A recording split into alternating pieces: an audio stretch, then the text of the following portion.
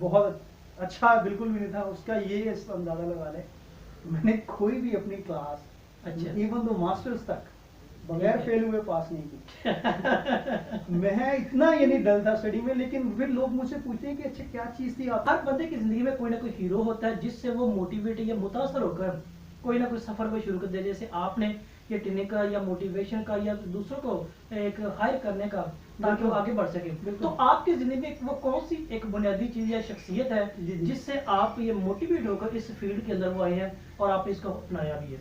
हाँ, बहुत ज़बरदस्त सवाल है और ये बड़ा लंबा सवाल है, लेकिन बड़ा आसान कर दूं तो मेरी ज़िंदगी का सबसे बड़ा और सबसे पहला जो मोटिवेटर जिसको आप कह सकते हैं, जी। जो सोर्स ऑफ इंस्पिरेशन कह सकते हैं, जो रोल मॉडल कह सकते हैं, जो मेंटोर कह सकते हैं, वो मेरे दादा थे। जी। जो लोग मेरी तहरीरों से, मेरे काम से वाकिफ़ हैं या जो मेरी ज़िंदगी से वाकिफ़, उन्हें पता है कि मेरा मेरे दादा के साथ कितना क्लोज रिलेशनशिप था। और लास्ट ईयर उनकी डेथ हुई, दुनिया से वो रहलत कर गए। और मेरे लिए वो सबसे जो ना वो इंस्पिरेशन थी। और ये शायद उसके बाद मैंने इसको डेवलप किया। मैं क्लास आई थिंक 3 या 4 में था जब उन्होंने मेरा नाम मास्टर रखा था, क्या बात। Nickname. और वो मैंने बाद में पिछले 2-3 साल पहले जब मैंने जो मेरा यूट्यूब चैनल है मास्टर टीवी, ये उन्हीं का दिया हुआ नाम है। अच्छा। मेरी जो ट्रेनिंग एंड कंसल्टेंसी है उसका नाम भी मैंने मास्टर रखा है। वही ये मेरे दादा का जो नाम था वो। तो मैंने उनसे पूछा, ये वीडियो है बकायदा मेरी, ठीक कि है। आपने मेरा ये नाम क्यों रखा। तो उनका कहना था कि मैंने तुम्हें ये देखा कि तुम जो काम है जो भी करते हो उस वक्त स्कूल के आने के बाद खेतों में टेक्निकल काम है या दूसरे काम है, तुम अपनी उम्र से बड़े थे और बड़े उसमें एक्सपर्ट थे। तो मैंने कहा यार ये बंदा तो मास्टर अपने काम का।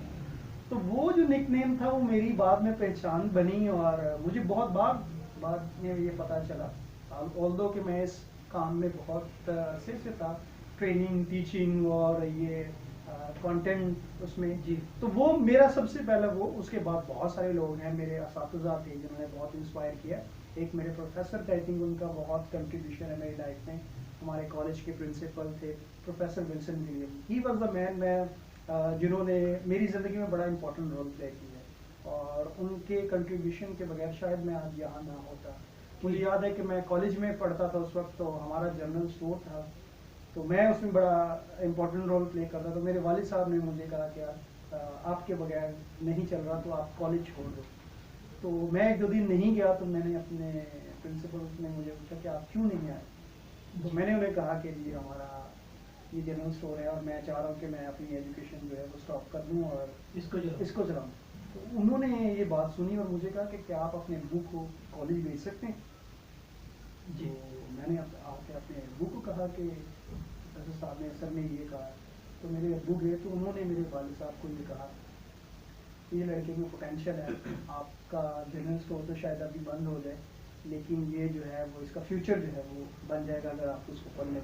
तो मेरे वालिद साहब ने उनकी बात मानी और मुझे यानी कंटिन्यू इसका मतलब फिर ये आपकी बात से हम वो हाथ करते मैं अगर आप पीछे देखता हूँ तो वो देखें आपकी चॉइसेस जो होती है ना, फैसले आपके, वो जी। बड़े इंपॉर्टेंट रोल प्ले करते हैं आपकी ज़िंदगी में। आपके वालिदैन के फैसले बड़े आपकी ज़िंदगी में इंपॉर्टेंट रोल प्ले करते हैं। तो वो फैसला जिसने मुझे एक तहरीक दी और जिसने मुझे एतमाद दिया। और आपका एतमाद कैसे बढ़ता है जब दूसरे आप पर एतमाद एतमाद करते हैं। करते तो मुझे ये एहसास हुआ कि यार कॉलेज के प्रिंसिपल, ठीक है, जिनको मेरे पढ़ने से या ना पढ़ने से कोई फ़र्क नहीं है, अगर ये मुझ पर एतमाद कर रहे हैं, ये मेरे बारे में इतने अच्छे अल्फाज कह रहे हैं, although I was not good in studies throughout my educational career. जी।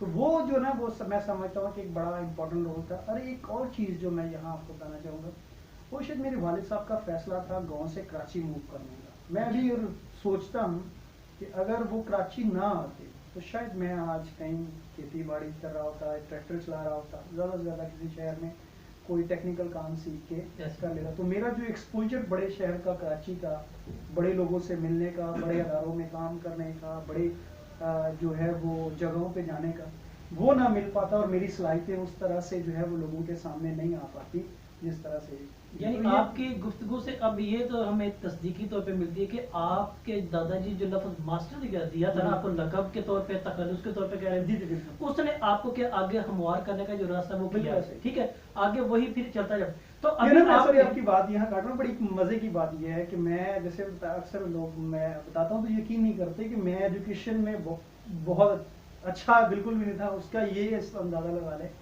मैंने कोई भी अपनी क्लास, अच्छा। इवन तो मास्टर्स तक बगैर ठीक है। फेल हुए पास नहीं की। मैं इतना यानी डल था स्टडी में, लेकिन फिर लोग मुझसे पूछते हैं कि अच्छा क्या चीज थी आपको मुतहरक करती थी, दैट नेम जो मेरे दादा ने तो मुझे दिया दादाजी था ने कि दिया। मुझे एटलीस्ट, जबकि मुझे थोड़ी समझ आ गई कि अच्छा ये मास्टर्स किसको, मुझे पूछते थे कई दोस्त जब मैं कॉलेज में गया कि यार आपको पता है ये मास्टर्स किसको कहते हैं, मैं जी। कहता था यार मास्टर्स किसको कहते हैं, वो बंदा जिसने एमए किया MA हो, किया हो। मास्टर्स उसको कहते हैं। Master in Urdu, master in English, किसी भी कोई सब्जेक्ट सब्जेक्ट देन में। मुझे रियलाइज हुआ कि यार मेरे दादा अगर कहते हैं तो एटलीस्ट मुझे उनको प्रूव करना चाहिए कि मैं जो है वो, उन्होंने मुझे नाम दिया किसी वजह से। तो जिस दिन मैंने मास्टर्स अपना कंप्लीट किया, पहले तो मैंने उनको कहा कि आपने जो मुझे नाम दिया था अब मैंने उसको प्रूव किया है। तो ये एक जो ना वो रीजन था मेरे लिए हर नाकामी के बाद कामयाब होने का, आगे बढ़ने का, कि मुझे किसी ने मुझ पर एतमाद किया, कोई रीजन दिया तो मुझे उसको प्रूव करना। यही आपकी इस कामयाबी के पीछे अगर मैं उनको एक लफ्ज में बयान करूं, वो है एतमाद। बिल्कुल। यानी एतमाद। लेकिन आखिर